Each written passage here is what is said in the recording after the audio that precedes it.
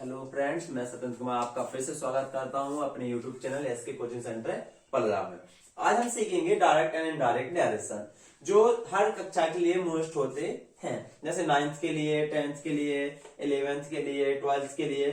और हमारे जो अभी फ्रेंड्स एसएससी एमटीएस का फॉर्म डाले हो उसमें एक नंबर का डायरेक्ट एंड डायरेक्ट आता है। मैं सेट में देखे मैंने क्वेश्चन, यानी एक नंबर, यानी जब सफल होने के हमारे लिए एक नंबर भी बहुत मायने रखता है। तो आप लोग मेरे इस वीडियो को देखिएगा, आपको पसंद आए तो लाइक और सब्सक्राइब कीजिए हमारे चैनल को। आज हम देखेंगे direct and indirect narration. Direct and indirect narration का मतलब क्या होता है, सबसे पहले ये समझो। रटना नहीं है, समझना है।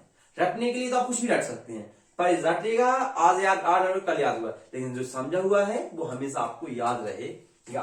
जैसे देखो, डायरेक्ट माने क्या होता है। डायरेक्ट माने हिंदी में बोलते हैं, अपन बोलते हैं प्रत्यक्ष। जैसे मैं आपसे डायरेक्ट पढ़ा रहा हूं, मैं आपको जैसे मैं आपको डायरेक्ट पढ़ाऊं तो प्रत्यक्ष है। और अगर आप इनडायरेक्ट तरीके से पढ़ेंगे यानी अप्रत्यक्ष रूप से, तो उसी इनडायरेक्ट यानी डायरेक्ट मतलब होता है प्रत्यक्ष और इनडायरेक्ट मतलब अप्रत्यक्ष। पहले फिलहाल देखेंगे, डेफिनेशन सुनेंगे। जब दो व्यक्ति आपस में बातचीत करते हैं तो उनमें कुछ सुनने वाले, जब दो व्यक्ति आपस में बातचीत करते हैं तो उनमें कुछ सुनने वाले तथा कुछ बोलने वाले होते हैं। इसी प्रकार की बातचीत को हम डायरेक्ट एंड इनडायरेक्ट नरेशन कहते हैं। बात खत्म। इतना छोटा सा सिंपल सा है, आपको पूरा समझ में आ जाएगा। इसके दो भाग होते हैं नरेशन के। कौन सा? डायरेक्ट नरेशन यानी डायरेक्ट स्पीच और इनडायरेक्ट स्पीच।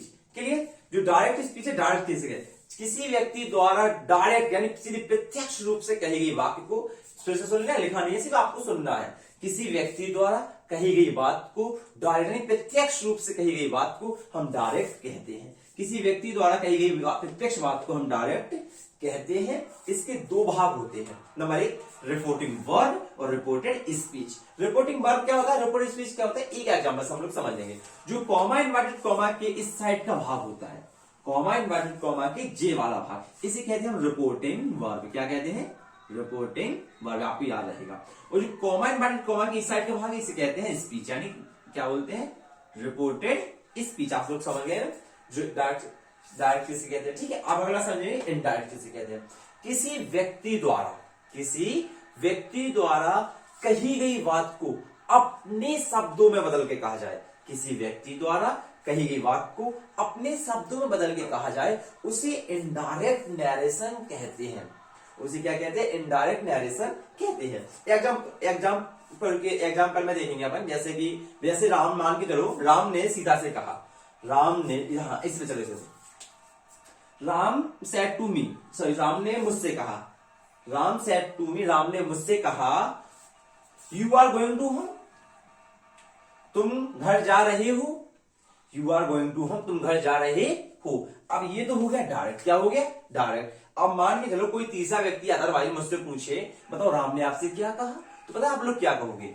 राम ने मुझसे कहा कि, राम ने मुझसे कहा कि। अब यहां पे क्या गया? देखो की शब्द आ गया कि नहीं आ गया? यहां पे क्या गया? की। अब तुम के लिए तुम थोड़ी, तुम कहा है उसने, तुम के लिए थोड़ी, मैं, कैसे उसने मुझसे कहा ना, मैं कहूंगा मैं घर जा रहा हूं। बात समझ में? यानी यहां पे तुम का क्या हो गया? तुम का मैं हो गया। अभी आप लोगों ने सिर्फ रटा था कि यू मी के अनुसार जाता है तो आई हो जाता है। आज तक आपने रटा ही था ना, यू मी के अनुसार जाता है आई हो जाता है, लेकिन आज आपको समझ में आया होगा कि कैसे हो जाता है आई। ठीक है। अब हम नेक्स्ट एग्जांपल देखते हैं। जैसे मैंने एग्जांपल लिख रहा हूं, सीता, अपन ने लिखा Sita said to Raj, comma inverted comma, I have bought the book. अब इसे अपन बनाएंगे, अपन पहले समझेंगे ना। देखो, सीता ने राज से कहा, आई हैव बॉट द बुक, मैं किताब खरीद चुकी हूं। क्या सीता के लिए तो चुकी हूं आएगा ना। अब इसे अपन समझेंगे। आपने सिर्फ रटा है कि आई सीता के अनुसार जाएगा, नहीं आई फर्स्ट पर्सन के अनुसार जाएगा तो सी हो जाएगा, लेकिन होता कैसे ये समझो। आई, जैसे सीता ने राज से कहा कि, अब मान के चलो, अब आप पूछेंगे, अब राज से कोई बात पूछेगा, बताओ सीता ने आपसे क्या कहा, तो पता राज क्या कहेगा? सीता सेड टू राज, यानी सीता ने राज से कहा कि।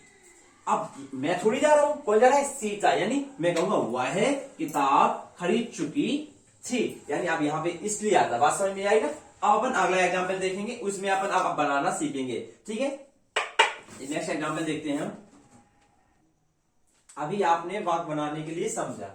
अब हम सीखेंगे इनडायरेक्ट बनाने के नियम। कुछ नियम होते हैं, आप लोग प्लीज थोड़ा हमारे ऊपर विश्वास है, आप लोग ये नियम सीख लेंगे ना, आपको डायरेक्ट इनडायरेक्ट पूरे आने कभी आपको गलत नहीं होगा, समझिएगा। इनडायरेक्ट बनाने के नियम, इनडायरेक्ट बनाने के 2 3 4 नियम होते हैं, इसमें सारे हो जाएंगे, अभी हम करा रहे हैं। पहला नियम है प्रोनाउन चेंजेस। सबसे ज्यादा गलती होने वाली बच्चों की, जो सबसे ज्यादा गलती करते हैं, तो इसी में करते हैं प्रोनाउन चेंजेस, और एक होता है टेंस चेंजेस। इसमें पहले समझेंगे प्रोनाउन चेंजेस, समझिएगा। पर्सन, पर्सन 3 प्रकार के थे, first person, second person, third person. Clear? First person में क्या कहता है? आई, यानी सब्जेक्ट में आई, we, me, us, my, our, ये सब क्या था? फर्स्ट पर्सन में। क्लियर? सेकंड पर्सन क्या था? You, your. थर्ड पर्सन क्या था? He, she, it, they, him, her, its, them, here, his, name, ये सब क्या आते हैं कौन से पर्सन में? थर्ड पर्सन में। अब जो मैंने एक फॉर्मूला बनाया, उस फॉर्मूला को आप लोग विशेष ध्यान से समझना, जो मेरा है, समझिएगा। देखिए जैसे मैंने लिखा SON/130, इसे मैथ का फॉर्मूला मत समझिएगा, ये इंग्लिश का फॉर्मूला डॉक्टर। देखिएगा, जैसे फर्स्ट पर्सन, एक का मतलब क्या होता है? First person. दो का मतलब क्या है? Second person. तीन का मतलब क्या है? Third person. बस हो गया, समझ लो। देखिए फर्स्ट पर्सन किसके अनुसार बनेगा? सब्जेक्ट के अनुसार। क्लियर जी बात? यानी अगर जो फर्स्ट पर्सन में जो आता है वो किसके अनुसार बनेंगे? सब्जेक्ट के अनुसार। और जो सेकंड पर्सन में आएंगे वो किसके अनुसार बनेंगे? ऑब्जेक्ट के अनुसार। और third person is the no change, मतलब कोई परिवर्तन नहीं। जैसे देखिएगा एस, यहां पे लिख दूंगा ना, समझ में आ जाएगा आपको। एस से हो जाएगा सब्जेक्ट, ओ से हो गया ऑब्जेक्ट, और एन से हो गया नो चेंज। अगर कोई ये सोच रहा है सब्जेक्ट क्या है ऑब्जेक्ट है, तो अब ध्यान देखिए, एक एग्जाम्पल में समझा दूंगा। जैसे मैंने छोटा सा एग्जाम्पल ले लिया, राम सेड टू मी, यहां से लिख दूंगा comma matted comma, I watch dot dot, और यहां पे लिखा यू डॉट डॉट। अब देखिए जो डायरेक्ट एंड डायरेक्ट का सबसे पहला, यानी जो करता है, जो काम करता है उसे, यानी जो बोल रहा है, बोल कौन रहा? राम। तो ये क्या है? सब्जेक्ट। क्या है ये? सब्जेक्ट। ध्यान रखने की बात का, राम क्या है? जो सबसे पहले दिया होता है उसे क्या कहते हैं? सब्जेक्ट। कई बार आपको सब्जेक्ट पीछे दिया होगा, आपको खुद समझना होगा, वाक्य को समझना होगा। सब्जेक्ट। और जो मी है ना जी, मी, ये मी क्या है मेरे मित्रों? ऑब्जेक्ट। आप तो समझ गए होंगे। अब जैसे यहां पे क्या है? आई। आई कौन सी पर्सन में आता है? First person. फर्स्ट पर्सन किसके अनुसार बनेगा? सब्जेक्ट के अनुसार। सब्जेक्ट क्या है हमारा? राम, यानी आई राम के अनुसार जाएगा, तो क्या हुआ? राम क्या है? लड़का के लिए क्या आ जाएगा? ही। क्लियर ये बात? अगर हमने यहां यू लिख दिया, यू किस में आता? यू हम देखेंगे भैया, और यू तो सेकंड पर्सन में आता है, और सेकंड पर्सन किसके अनुसार बदलता है? सेकंड पर्सन बदलता है ऑब्जेक्ट के अनुसार। तो ऑब्जेक्ट क्या है हमारा? मी, यानी हमारा यू है वो मी के अनुसार जाएगा, तो क्या होगा? आई। आप कई लोग सोच रहे हैं आई कैसे हो गया, ये कैसे हो गया? अभी थोड़ा सब्र रखो, सब समझ में आएगा, और सिर्फ सुनते चलो। अगर मान के चलो मैंने यहाँ पे ही, सी, इट, दे कुछ भी लिख दिया, तो ये किस में आता है? हम देंगे ही, सी, इट तो साला है थर्ड पर्सन में आता है। थर्ड पर्सन में क्या होता है भैया? क्या होता है? भैया होता है नो चेंज, मतलब कोई परिवर्तन नहीं, कोई परिवर्तन नहीं। यानी एन का मतलब कोई, यानी कोई का परिवर्तन ही नहीं करना है। अगर ही, सी, इट, दे है तो ही, सी, इट देगा, ही, सी, इट आएगा। क्लियर ये बात? आपको समझ में आ गया? हाँ, आप ये प्रोनाउन चेंजेस अभी समझ में आप समझेंगे। देखिए कैसे होता है। अगर मान के चलो ये वाला यू है, कौन सा यू? बीच वाला यू। बीच वाला यू सब्जेक्ट ऑब्जेक्ट होता है। अगर ये वाला यू आई के अनुसार जाएगा, तो इसी की नाम में आई के सामने क्या आएगा? मी, यानी यू का क्या हो जाएगा? मी। बहुत अच्छे से समझना है, कंफ्यूजन नहीं होना। अब अगर मान के चलो, बस ध्यान रखना कि थर्ड पर्सन में नो चेंज, यानी कोई परिवर्तन नहीं। अब मान के समझना, ये वाला यू है, अब ये वाला, जैसे ये वाला यू था सब्जेक्ट वाला, और ये वाला यू क्या किसके अनुसार? मी के अनुसार। तो आपको ये देखना है कि यू की लाइन में जो जिस उसी की लाइन में देखना है। यू की लाइन में मी के सामने क्या है? यू की लाइन में मी के सामने तो आई है, तो देखो हमने आई किया था ना। अरे अब आपको करिए, अरे ये तो सिंपल हो गया। देखो जैसे अगर ये वाला योर है, जैसे मैंने आ गया योर बुक है, योर बुक लिखा बाद में, समझना मेरी बात को। अब योर कौन से पर्सन में था? सेकंड पर्सन में। सेकंड पर्सन किसके अनुसार बदलता है? ऑब्जेक्ट के अनुसार। ऑब्जेक्ट क्या है हमारा? मी, यानी अब देखो योर मी के अनुसार जाएगा, तो योर की लाइन में मी के सामने क्या है? माई, तो यहां पर क्या आ जाएगा? योर बुक का माई बुक। अरे अब तो सिंपल हो गया, आप तो समझ में आएगा आपको। देखो क्लियर, अगर जब आपके पास है ना कोई भी हो, अगर मान के चलो ये आई है, आई ही, आई किसके अनुसार जाएगा, मान के चलो हिम के अनुसार जाएगा, किसके अनुसार, तो आई की लाने हिम के सामने क्या है, ही। क्लियर, अगर जी वाला यू है और आई के अनुसार जाएगा तो इसी की लान में आई क्या, आई के हिसाब से आई रहेगा। ये यू बी के अनुसार जाएगा तो यू बी के अनुसार जाएगा तो बी रहेगा। अगर जे वाला आई है और ही के अनुसार जा रहा है, किसके अनुसार जा रहा है, ही, तो ही के इसी लाइन में ही के सामने क्या रहेगा, ही रहेगा। कोई ये मत सोचने का हिम हो जाएगा, बिल्कुल नहीं होगा, क्योंकि आई की लाइन में देखना है, जो बदलेगा उसी की लाइन में आपको देखना है। और दिन जब बी वाला है, बी वाला किसके अनुसार मांगे, दे के अनुसार जाएगा, किसके अनुसार गया, दे के अनुसार, तो बी दे के अनुसार जाएगा तो दे की लाइन में क्या है, दे के लिए दे ही आएगा। अब जो ऐसा होगा तो आप लोग कंफ्यूज मत होना, मैं बहुत आराम से बोला, आपको समझ में आ गया होगा। क्लियर है बात, प्रोनाउन चेंजेस में आप कोई गलती नहीं करेगा। अब हमारी एग्जाम्पल बढ़ाएंगे, किसी ने गलती की तो बहुत बुरा होगा, ठीक है। अब अपन देखें टेंस चेंजेस। टेंस चेंजेस में देखना कैसे होता है, डायरेक्ट में टेंस चेंजेस में मैंने बहुत शॉर्ट लिखा है, अपन शॉर्ट ही पढ़ेंगे क्योंकि टाइम अपने पास कम है, ज्यादा समझना है। टेंस चेंजेस में देखो, अगर एस यानी present indefinite tense, present indefinite tense को बदलते हैं अपन लोग पास्ट इंडेफिनिट टेंस में। एस अथवा ईएस हो या डू या डज हो, अगर एस अथवा ईएस होगा तो हम लोग क्या कहेंगे, वर्ब की सेकंड फॉर्म। आपको डू भी दिया होगा ना अगर, तो आप लोग वर्ब की सेकंड फॉर्म करेंगे, अगर नॉट नहीं है देन, ध्यान से समझना। अगर नॉट, जैसे डू नॉट डज नॉट है तो अपन क्या डिड नॉट करेंगे, डिड नॉट कर देंगे, डू का भी डिड नॉट और डज का भी डिड नॉट, और प्लस वर्ब की फर्स्ट फॉर्म लेंगे, सेकंड फॉर्म मत लिख देना, ठीक है। अब अपन एचएमआर जो सब लोग प्रेजेंट कंटिन्यूअस टेंस का पास्ट कंटिन्यूअस टेंस होता है, यानी एचएमआर का क्या हो जाएगा, वाज वेयर हो जाएगा। क्लियर ये बात। अगला देखेंगे हैज हैव, हैज हैव का क्या हो जाएगा, हैड, और यहाँ सबको पता है कि हैज हैव के साथ वर्ब की कौन सी फॉर्म लगती है, थर्ड फॉर्म लगती है, तो यहाँ भी हैड के साथ कौन सी फॉर्म लगेगी, वर्ब की थर्ड फॉर्म लगेगी। अगला देखिए, अगर मान के चलो आपका वाक्य कौन सा है, तो मान के चलो verb past indefinite tense, past indefinite tense है या डिड है, डिड आता है, डिड नॉट है, तो डिड नॉट होगा तो हैड नॉट हो जाएगा, और वर्ब की सेकंड फॉर्म है तब भी क्या होगा, हैड होगा, प्लस फिर वर्ब की सेकंड फॉर्म नहीं लगेगी इधर, वर्ब की कौन सी फॉर्म लगेगी, थर्ड फॉर्म। ध्यान रखना इस बात को, ठीक है।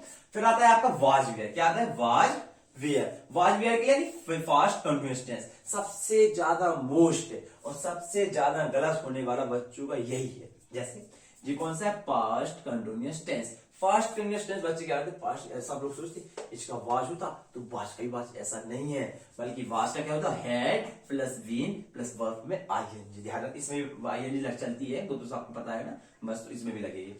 हेड का हेड ही होता है, इसमें कोई परिवर्तन नहीं करते। हाँ, बिल का क्या होता है, वर्ड, सेल का क्या होता है, सोर्ड, कैन का क्या होता है, कोड, और मे का क्या होता है, माइट। क्लियर ये बात। अपन के दो रूल हो गए टेंस चेंजेस में। अपन बनाएंगे एग्जाम्पल।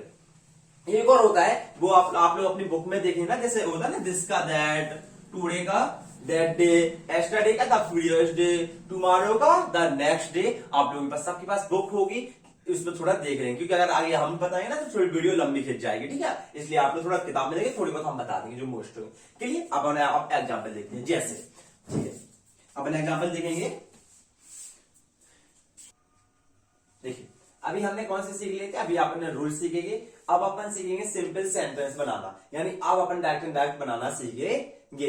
इसके बाद अपन इंटेरोगेटिव, अगली क्लास में अपन इंटेरोगेटिव, इंपेरेटिव, एक्सक्लेमेटिव, ऑप्टेटिव, यानी 2 क्लास में सारे डायरेक्ट एंड डायरेक्ट खत्म कर देंगे, आपको वे इधर पूरे समझ में आ जाएंगे। चलो एग्जाम्पल देखते हैं। सिंपल सेंटेंस में रूल नंबर फर्स्ट होता है से टू या सेज। से टू के स्थान पे क्या करना है आपको, टेल करना है, सेज टू के स्थान पे टेल्स करना है, और सेड टू के स्थान पे टोल्ड करना है। क्लियर। अगर से अकेला सेड है तो जहां पे जा जाए। क्लियर। इसमें एक नोट होती है जो सबसे ज्यादा मोस्ट होती है और ध्यान देने के लिए होती है, और कई बार तो एसएससी में पूछा गया, भी एमटीएस के पेपर पूछा गया था इसके ऊपर से। इसकी एग्जाम्पल देखना कैसे। यदि रिपोर्टेड स्पीच का टेंस, यदि रिपोर्टेड स्पीच का टेंस प्रेजेंट या फ्यूचर में हो, प्रेजेंट या फ्यूचर में हो, सॉरी इधर रिपोर्टेड स्पीच नहीं, रिपोर्टिंग वर्ब है। क्या है वो, reporting verb.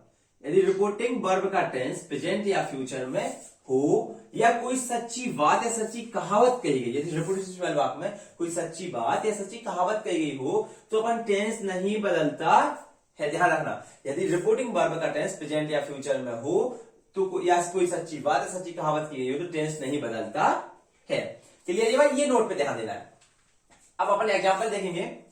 Ram said to Radha, बस क्लियर बनाएंगे। देखो राम, सब लोग समझते हैं ना, सेड टू स्थान पे क्या आएगा, देखो टोल्ड, सेड टू स्थान पे क्या आ जाएगा, टोल्ड, क्या आएगा, राधा।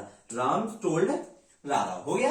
कॉमा बट कॉमा हटा के ध्यान बोलिए मुझे, आप लोग लिख लेना, ये रूल होता है, रूल नंबर इस सिंपल सेंटेंस में कि कॉमा इन्वर्टेड कॉमा को हटाकर क्या लगाते हैं, दैट लगाते हैं। सिर्फ सिंपल सेंटेंस में ध्यान रखना, दैट लगाते हैं। क्लियर? आप लोग नोट कर लेना, स्क्रीनशॉट पिछली वीडियो की भी ले लेना, मतलब पीछे की भी ले लेना, मैंने बताया नहीं आप लोगों को, थोड़ी स्किप करके ले लेना, ठीक है, ध्यान से। और कॉमा इन्वर्टेड कॉमा को हटाकर क्या लगाते हैं, दैट लगाते हैं। तो Ram told Radha that. Clear? अब क्या है, आई, ध्यान रखना।